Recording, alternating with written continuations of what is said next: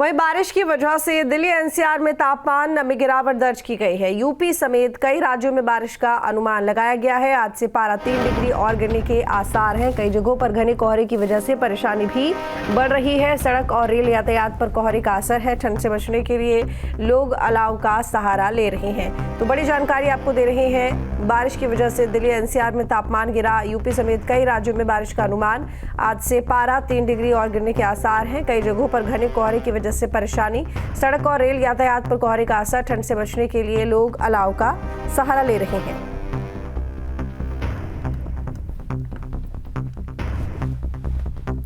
धर्मराज त्रिपाठी हमारे साथ में जुड़े हुए हैं सीतापुर से। सीतापुर में क्या तस्वीर देखने को मिल रही है मौसम की, क्योंकि देखिए जाहिर तौर पर बारिश हुई है, उसके बाद तापमान में गिरावट दर्ज की गई है, ठंड बहुत ज्यादा बढ़ गई है, तो किस तरह की ठंड फिलहाल सीतापुर में? जी मैं आपको बिल्कुल बता दूं, कल सुबह जब बारिश होने के बाद सीतापुर में जो हवाओं की चंडिका से ठिठुरन बढ़ गई है और वहीं सीतापुर जो जिला प्रशासन अलर्ट हो गया है, जिसके तहत एडीएम नीतीश कुमार सिंह ने कल रात ही जितनी भी रैन बसेरा अलाव का निरीक्षण किया है। सीतापुर चाहे जिला अस्पताल, चाहे रेलवे स्टेशन और जितनी भी 19 ब्लॉकों में सीएससी और पीएससी बनी, वहां पर अलाव की व्यवस्था की गई है। इस समय हम खड़े हैं सीतापुर के जो तिकुनिया पार्क में। यहाँ पर कई देखिए यहाँ पर जो मॉर्निंग वॉक करने आए वहां पर लोग इकट्ठा हो गए हैं, क्योंकि ठंड बहुत ज्यादा है। इसके चलते लोग सुबह मॉर्निंग वॉक करके निकलते हैं।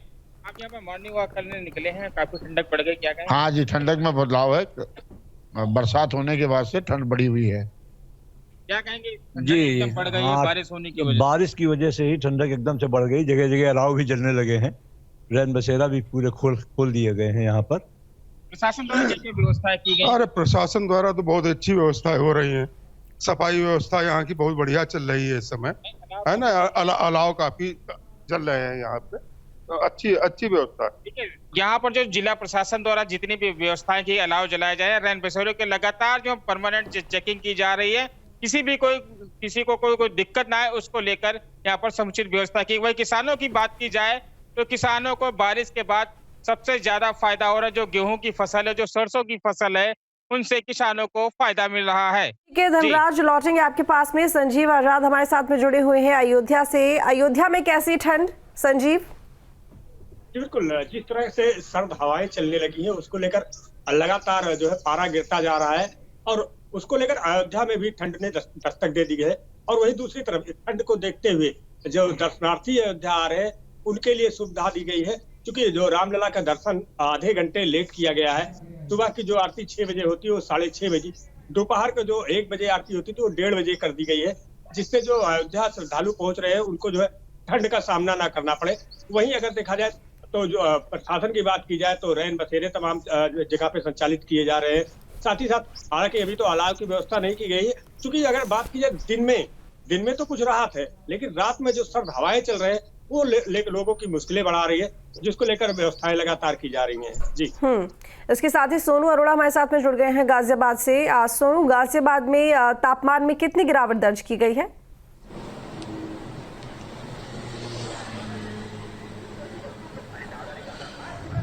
देखिए, आईएमडी ने जिस तरीके से अलर्ट जारी किया गया था, जो आज का टेम्परेचर है वो 7 डिग्री टेम्परेचर है। इस समय हम हाईवे पर खड़े हैं।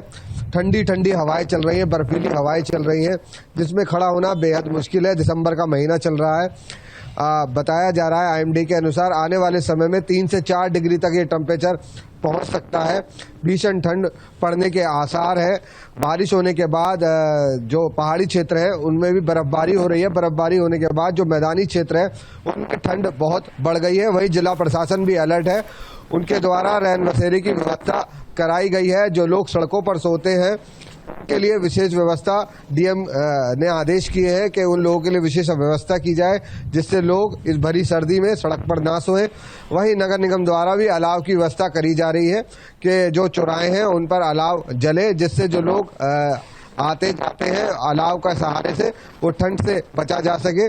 भीषण ठंड है, ऐसे में जो लोग 2 व्हीलर से चलते हैं वो भी अपना खास ध्यान रखें।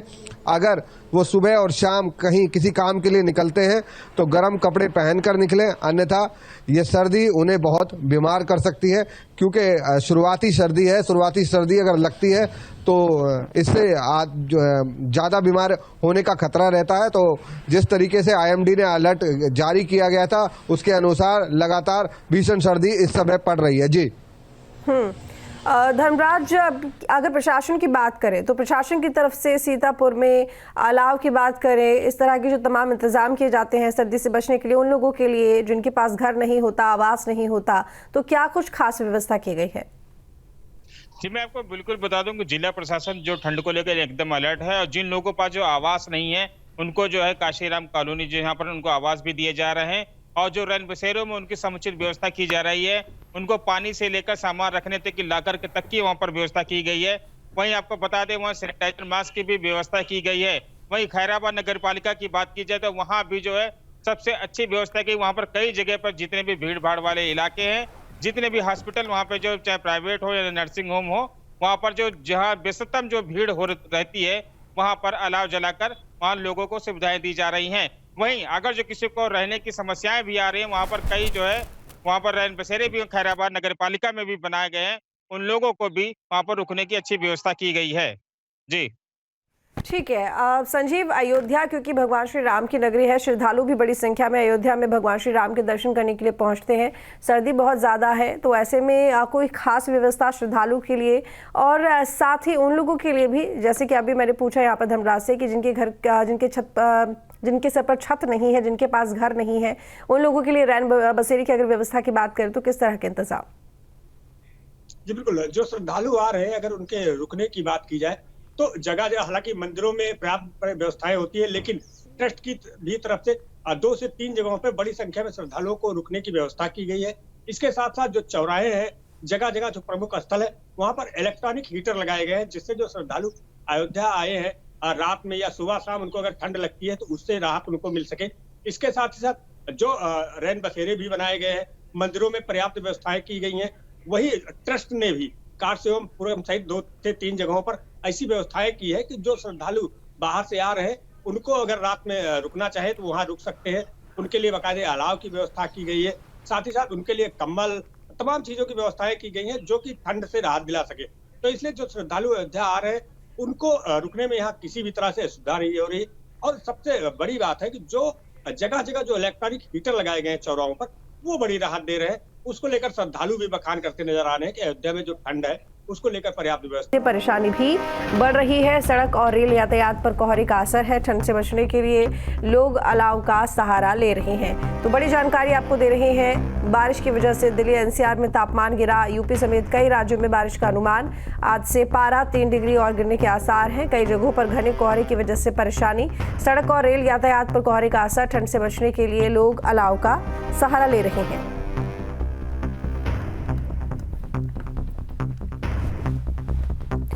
धर्मराज त्रिपाठी हमारे साथ में जुड़े हुए हैं सीतापुर से। सीतापुर में क्या तस्वीर देखने को मिल रही है मौसम की? क्योंकि देखिए जाहिर तौर पर बारिश हुई है, उसके बाद तापमान में गिरावट दर्ज की गई है, ठंड बहुत ज्यादा बढ़ गई है, तो किस तरह की ठंड फिलहाल सीतापुर में? जी, मैं आपको बिल्कुल बता दूं, कल सुबह जब बारिश होने के बाद सीतापुर में जो हवाओं की चंडिका से ठिठुरन बढ़ गई है और वहीं सीतापुर जो जिला प्रशासन अलर्ट हो गया है, जिसके तहत एडीएम नीतीश कुमार सिंह ने कल रात ही जितने भी रैन बसेरा अलाव का निरीक्षण किया है। सीतापुर चाहे जिला अस्पताल, चाहे रेलवे स्टेशन और जितनी भी 19 ब्लॉकों में सीएससी और पीएससी बनी, वहां पर अलाव की व्यवस्था की गई है। इस समय हम खड़े हैं सीतापुर के जो तिकुनिया पार्क में। यहाँ पर कई देखिए यहाँ पर जो मॉर्निंग वॉक करने आए वहां पर लोग इकट्ठा हो गए हैं, क्योंकि ठंड बहुत ज्यादा है। इसके चलते लोग सुबह मॉर्निंग वॉक करके निकलते हैं। आप यहाँ पर मॉर्निंग वॉक करने निकले हैं, काफी ठंडक पड़ गई, क्या कहें? हाँ जी, ठंडक में बदलाव है। बरसात होने के बाद से ठंड बढ़ी हुई है। क्या कहेंगे? जी बढ़ गई है बारिश होने की वजह। बारिश की वजह से ही ठंडक एकदम से बढ़ गई। जगह जगह अलाव भी जलने लगे हैं। रैन बसेरा भी पूरे खोल दिए गए हैं यहाँ पर। प्रशासन द्वारा क्या व्यवस्था की गई? अरे प्रशासन द्वारा तो बहुत अच्छी व्यवस्थाएं हो रही हैं। सफाई व्यवस्था यहाँ की बहुत बढ़िया चल रही है इस समय, है ना। अलाव काफी जल रहे हैं यहाँ पे, तो अच्छी व्यवस्था है। यहाँ पर जो जिला प्रशासन द्वारा जितनी भी व्यवस्थाएं की, अलाव जलाए जाए, रैन बसेरों के लगातार जो परमानेंट चेकिंग की जा रही है, किसी को कोई दिक्कत ना आए उसको लेकर यहाँ पर समुचित व्यवस्था की। वही किसानों की बात की जाए तो किसानों को बारिश के बाद सबसे ज्यादा फायदा हो रहा है। जो गेहूं की फसल है, जो सरसों की फसल है, उनसे किसानों को फायदा मिल रहा है। ठीक है धर्मराज, लौटेंगे आपके पास में। संजीव आजाद हमारे साथ।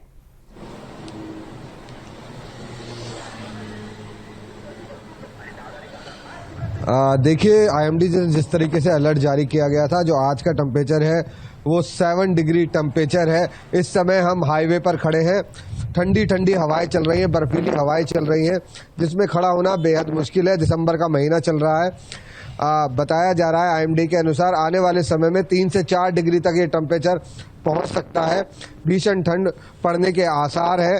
बारिश होने के बाद जो पहाड़ी क्षेत्र है उनमें भी बर्फबारी हो रही है। बर्फबारी होने के बाद जो मैदानी क्षेत्र है उनमें ठंड बहुत बढ़ गई है। वहीं जिला प्रशासन भी अलर्ट है।